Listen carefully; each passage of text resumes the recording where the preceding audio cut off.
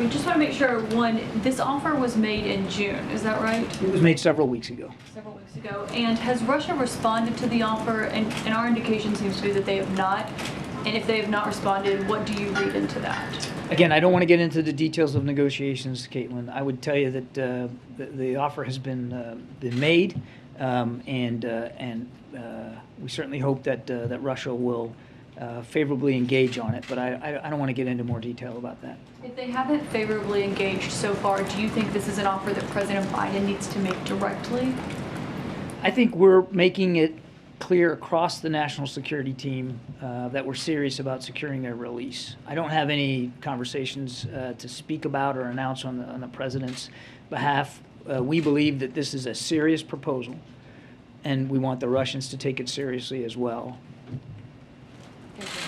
You talk about Brittany Griner and Paul Whelan being a part of this substantial, serious offer, as you describe it. There are other questions being asked about why Mark Vogel is not included among those names. He's a former diplomat who was a teacher at the Anglo-American School of Moscow. Can you explain why he is not a part of this list of Americans that are a part of this exchange?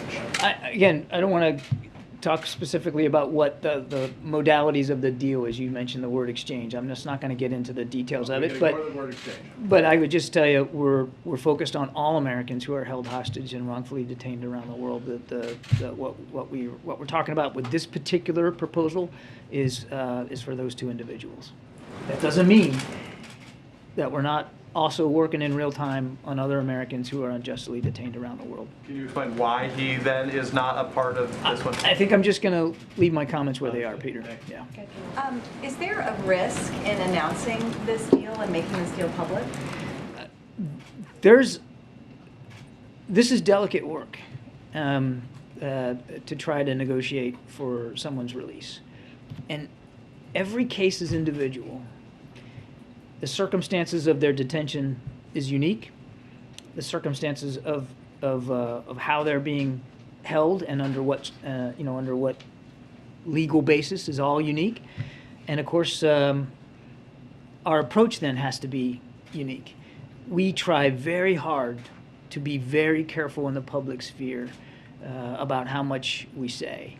I don't want to get into too much today, other than to tell you that we felt that where we are, and given the circumstances, certainly in part in context to Mrs. Griner having to stand and testify today, that it was an appropriate time to talk about these efforts. But I will tell you that even that decision was not taken lightly, and we're going to continue in private to work through the negotiations.